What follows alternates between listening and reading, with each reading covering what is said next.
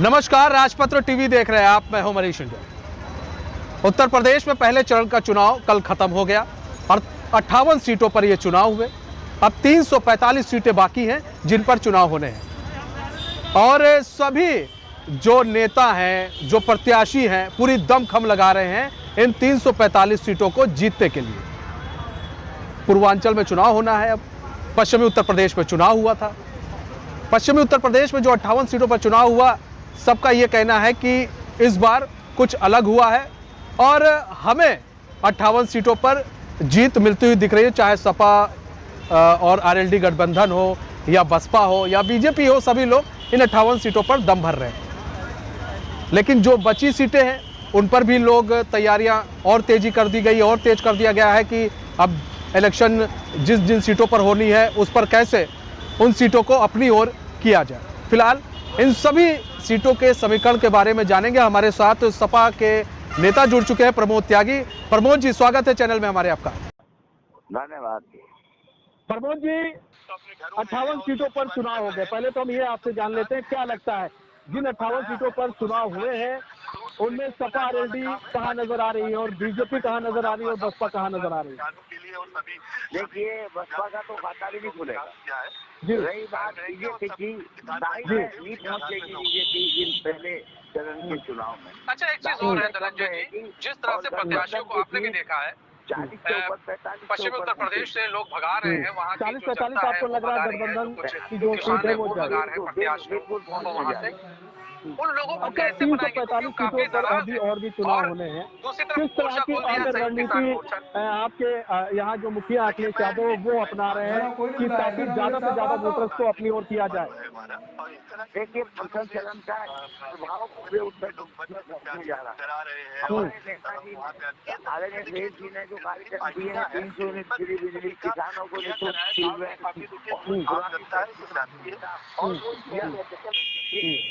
बहुत ज्यादा चल रहा है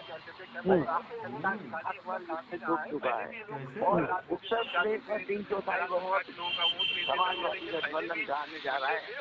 नहीं कोई रुकावट नहीं। बहुत बड़ी बात कह दी आपने। 3/4 बहुमत समाजवादी पार्टी और आरएलडी गठबंधन आने जा रही है। अच्छा प्रमोद जी, एक चीज और भी है, लोग कह रहे हैं कि दावे चाहे जितना कर रहे हैं सपा की तरफ से, लेकिन उतनी सीटें पाएगी नहीं जितनी सीटें की बात सपा की ओर से किया जा रहा है। इसलिए क्योंकि सवाल ये उठ रहे हैं कि मुलायम सिंह यादव इस बार नहीं दिखे, अपर्णा यादव नहीं दिखी, मां की जगह डिम्पल यादव नहीं दिखी। तो आपको क्या लग रहा है कि डिम्पल यादव भी नहीं उतरी चुनाव मैदान में कैंपेनिंग करने और मुलायम सिंह यादव भी नहीं कैंपेनिंग करने उतरे, तो क्या असर पड़ेगा इसका? ऐसा कुछ भी नहीं है। देखिए, 5 दिन तो मैंने भी ज्यादा कह दिया, 4 दिन ही है आपके पास, 5वें दिन तुम लोग हमारे आशीर्वाद के लिए। देखिए, फिर सवाल वही उठता है। आप कह रहे हैं कि किसान भाई हमारे साथ, लेकिन जो संयुक्त किसान मोर्चा है उसने आपके खिलाफ हल्ला बोल मेहनत कर रही है। उनकी तरफ से ये लगातार कहा जा रहा है कि जो बीजेपी है किसान विरोधी है, तो इसका कहीं ना कहीं तो इफेक्ट पड़ेगा ना। सोशल मीडिया कंट्रोल कर रहा है, सोशल मीडिया को डिम्पल जी देखनी है, जिम्मेदारी बची हुई है, सब अपने अपनी जिम्मेदारी बाकी बता कर रहे हैं। ऐसा नहीं है, लोग जहाँ है। अच्छा, एक चीज और प्रमोद जी, अभी आपने भी कहा कि 300 यूनिट बिजली फ्री और भी कई चीजों की जिक्र आपने किया यहाँ पर। जो बीजेपी है, बीजेपी का कहना है कि ये सिर्फ हवाई वादे हैं, बाकी धरातल पर इन वादों का कुछ नहीं है, ये एकदम शून्य है।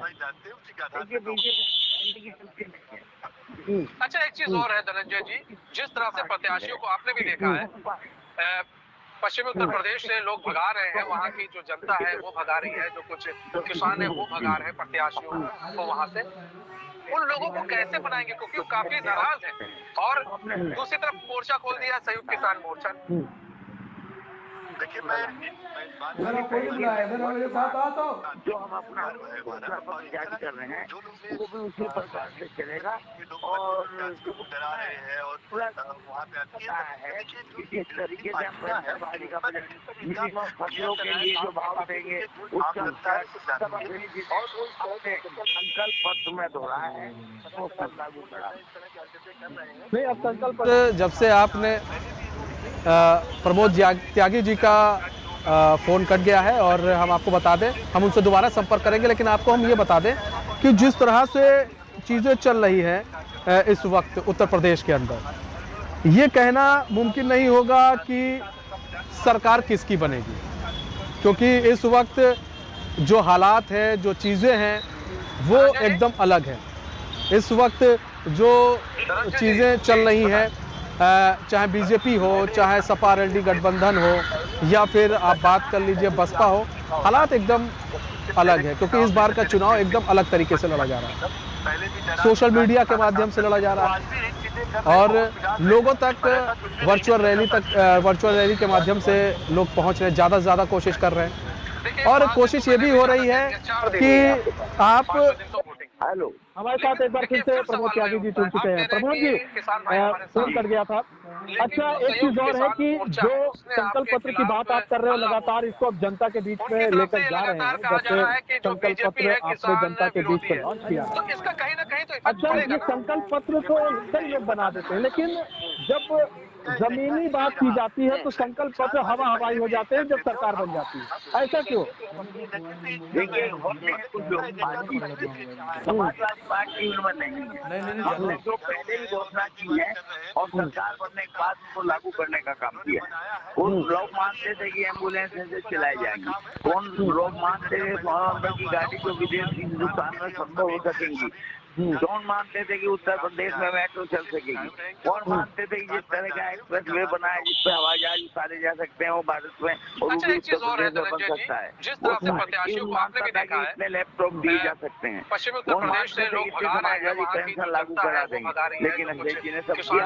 और आपके बाद तो हम पहली मिनट से उस कार्यक्रम को लागू करने में लगेंगे। आप देखना, सरकार बनने के बाद 10-12 मार्च से जब सरकार बनती है, अगले दिन से पहले दिन 300 यूनिट बिजली निःशुल्क हो जाएगी। और जो हमने सरकार पत्र बनी है वो पूरे कराने के हम पूरा प्रयत्न करेंगे और बजट को उसी अनुसार से एडजस्ट किया जाएगा। अच्छा, एक चीज और है, टाइम कम है प्रमोद जी, बस छोटे में चाहेंगे विस्तृत से आप थोड़ा से जवाब दे दें कि संकल्प पत्र की बात की जा रही है। आप कह रहे हैं कि हम जैसे ही आएगी सरकार वैसे हम काम करना शुरू कर देंगे, लेकिन अखिलेश जी तो ज्यादातर सिर्फ यमुना एक्सप्रेस में हाईवे के नाम पर वोट मांगते हुए दिख रहे हैं कि ये किसने बनाया, ये हमने बनाया, मेट्रो किसने चालू की, ये हमने चालू की। उसके अलावा तो कोई चीज वो बोलते ही नहीं है। उनके कोई किसी प्रेस कॉन्फ्रेंस में उन्होंने ना बेरोजगारी की बात की कि नहीं हमने इतने रोजगार दिए, न जो बात आप अभी कह रहे हैं कि हमने ये लागू किया, पेंशन योजना लागू की, हमने ये लागू किया, ये तो बात ही नहीं करते।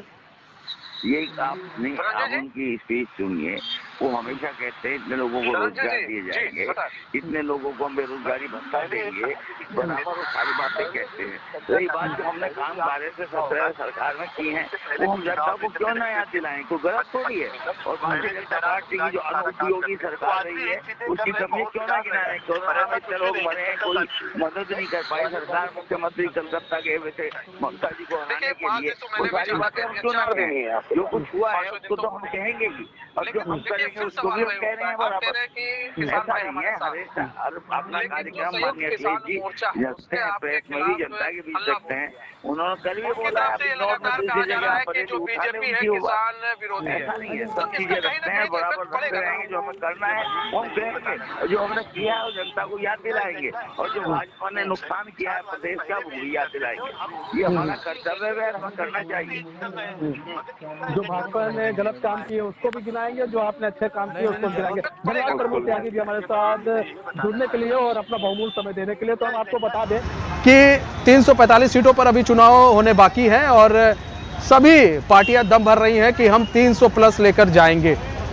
अब 300 प्लस किसके खाते में जा रहा है ये तो आने वाला समय बताएगा। फिलहाल जो सर्वे देखिए तो सर्वे में अभी पूर्ण बहुमत किसी को नहीं दिख रहा है। ऐसा लग रहा है कि जो सरकार बनेगी सहयोग से ही सरकार सत्ता में आएगी। फिलहाल ये तो 10 मार्च के बाद क्लियर हो जाएगा कि आखिर सत्ता में आता कौन है और क्या पूर्ण बहुमत की सरकार आ रही या फिर सहयोग की सरकार इस बार चलेगी। आज के बुलेटिन में बस इतना ही। मुझे दीजिए इजाजत। तो खबरों के साथ बने रहने के लिए देखते रहिए राजपत्र टीवी। नमस्कार।